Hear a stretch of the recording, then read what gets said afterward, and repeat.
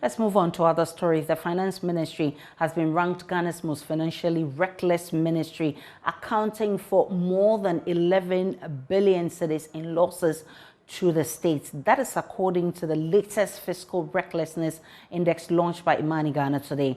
The losses were based on irregularities tracked in Auditor General's reports between 2015 and 2020. Let's share excerpts of that research with you. And right there on your screen, it will be coming up shortly.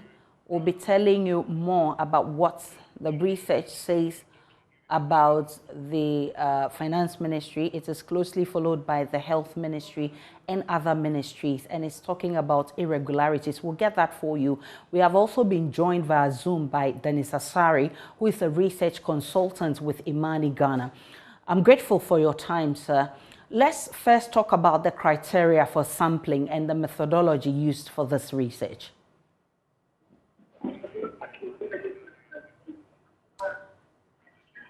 Hello, Mr. Dennis Asari. You are live on Joy News today.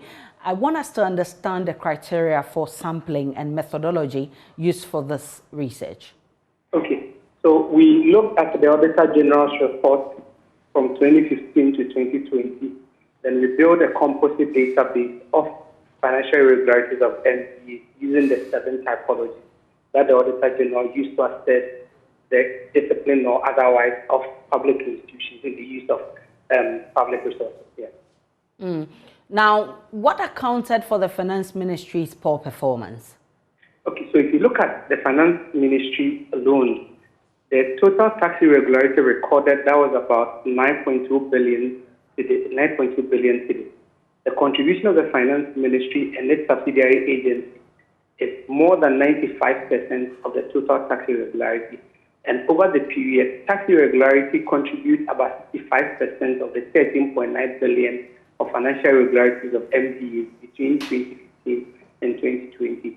And one other factor is that the Finance Ministry also plays the role of a central management agency, that is, it coordinates the work of other ministries. Therefore, it is likely that some irregularities of other agencies may be attributed to the Finance Ministry. That notwithstanding, the 2 main sources of fiscal recklessness that we identified were related to cash and tax irregularities.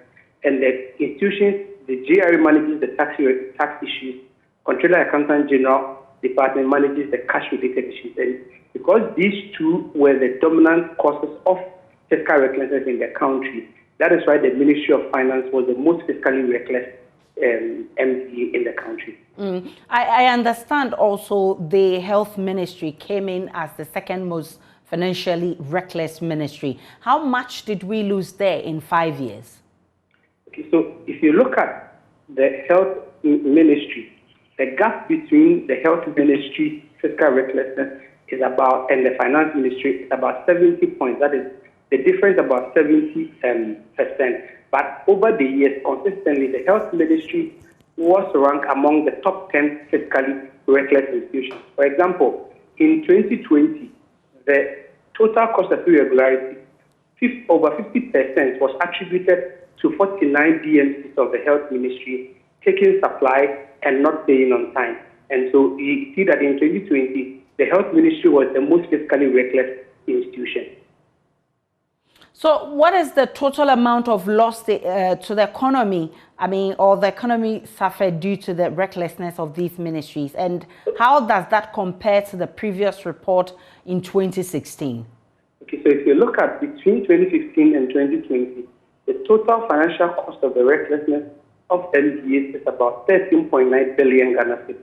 Comparing that to 1.4 billion between 2010 and 2014, you see that between 2015 and 2020, the financial cost of irregularities have increased more than 13 times.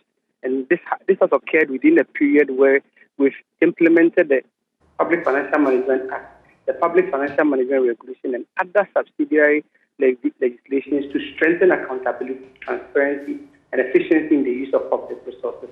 But we are not seeing that optimal performance in the public financial management system. Mr. Asari, I'm grateful for your time. He's a research consultant with Imani Ghana. Let's now share some of the excerpts of that research for you. and we'll be getting that shortly on your screen. So Ghana has enacted various laws and regulations over the years to improve public finances and service delivery.